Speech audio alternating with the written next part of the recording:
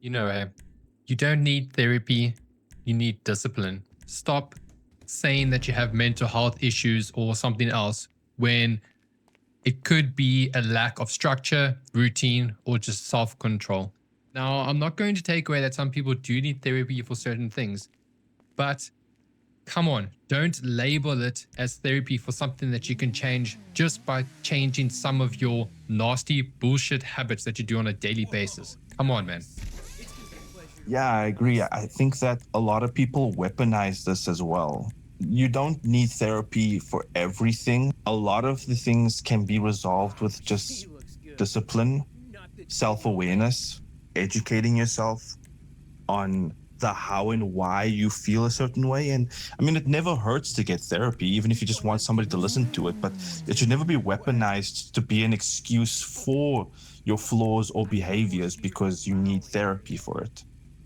And to be honest, a lot of people, with the way that the world has developed now, a lot of people have come out with mental illness and a lot of overdramatic bullshit that's just not necessary.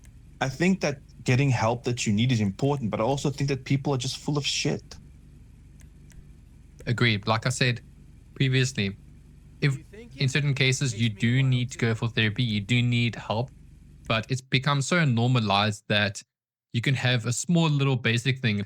I'm addicted to, I can't think of an example off the top of my head, but something basic. And now all of a sudden it's just been normalized. And now they're going to go see therapy because of it, because that's what, society is now alluded to and tells us what to do, which is so crap, man. But then you'll still do the same shit. And then what? You go to therapy and then they tell you, like, oh no, this is the cause of it. You need to stop that. You're like, oh, well, you put some thought into it, but you pay so much money just to hear someone tell you that you need to stop certain things, and change certain things, change certain lifestyles. But again, some people actually need someone that's qualified to tell them that they need to stop doing this. But I mean, at least, the positive side is at least they'll stop doing that. And I guarantee maybe one characteristic is that the individual doesn't like working hard or putting in effort. So it's easy to go and seek therapy because it's actually a way around, because they don't want to address the situation. And hopefully that the therapist doesn't say anything. It could be a possibility. But yeah, discipline, and discipline goes many different ways and different areas in someone's life. I'm personally somebody that believes that therapy is a good thing, getting therapy is a good thing. It's a piece of a greater puzzle for you to become better. But I believe that a lot of people weaponize this. They use this as an excuse to get away with shit. If you have a gambling addiction, right? Therapy alone is not going to help you overcome your gambling addiction. And in some methods, you don't even need to rely on therapy to help you. If you're disciplined, you understand that you have a gambling problem and you practice good habits to get yourself out of it through discipline, then you can overcome your gambling addiction. It's the same thing with drug addicts. When you're a drug addict, you have a choice. You can go to rehab.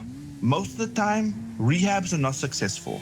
They're not successful because they do not help addicts develop the discipline that they need. That comes from inside. It needs to come from you. You need to make a choice that you're going to hold yourself accountable to things, and then you're going to actively make the choices in order to ensure you get better. Therapy helps you understand the why. Discipline is about the how. So many people get it wrong, and they look at it, if you tell somebody they need to be more disciplined, they'll look at it as an attack. Why the fuck would you think it's an attack? If I tell you that you need to build up the discipline to go to the gym because you're overweight, that's not me insulting you. That's me telling you that you need to build up better disciplinary habits to better your life. No, I gotta go to therapy. People use it as a crutch. They want to rely on it, free fall into therapy and hope that that fixes their problems. Most of the time, therapy is not gonna help, especially if you're expecting to do nothing from your side. That's why a lot of people that go to rehab for whatever it is that they're going for relapse and go back to what they're originally doing, because they don't deal with what's happening outside. They don't pull the nail out of where the situation is and what's causing it. And A lot of people fall into a trap. Then let's take drinking as an example. You do too much of it, life happens, whatever your reason is that makes you an alcoholic, comes down to at a start. If you know you have like an addictive personality, then you don't do certain things that will potentially give you or make you addicted to it. So you become disciplined to not do those type of things. If you know that your marriage becomes bad when you get drunk because you have fights with your spouse or whoever it is, then you be disciplined to not have too much to drink so that you don't go to couples therapy at a later stage. Those are just brief examples. But don't use therapy as the crutch because you're too scared, or no, not even too scared. Stop saying that therapy is a way for you to stop something when ultimately you're just using it to please someone else, and you know full well you're not going to stop. And I mean, studies have shown that society has become more open to addressing mental illness. And with that, there's been a large spike in general mental illness across the world. I don't want to say it's a coincidence because I don't really feel like it is. I feel like the more we've acknowledged mental illness, the more people have just jumped to the conclusions that they've got them. And that's an excuse for all their shitty behaviors. You can look at different things throughout the years now, as of lately with the latest generation. We are currently in the era where the world is in the greatest level of mental illness it has ever been in. And this comes from different things, social media and digital life, living online, which unless we actually teach and mold ourselves to be more disciplined, it's only going to get worse and worse. We're obsessed with social media and digital lives. The economic instability is causing constant stress and different issues of anxiety and depression, academic pressure, global crisis, reduced stigma, because mental health is no longer taboo. It's more normalized to just accept that you've got mental illness. And we find ourselves now with a generation of young people that just thinks it's okay to be mentally ill. It's a quippy little quirk about you that you can put on your Twitter bio. Let's be real. The world is getting drastically worse and worse and worse. And it's going to keep getting worse because we're overlooking building character that's founded in integrity, in pride, in honor. We have lost those things. Gone away are the times where we would be disciplined enough to deal with life's issues. To seek help and support is good, but to rely on that solely, like we've been saying in this video, as a crutch. If you rely on a wheelchair to move all the time, you will find that you can no longer stand and walk on your own. You think that the wheelchair is helping you move.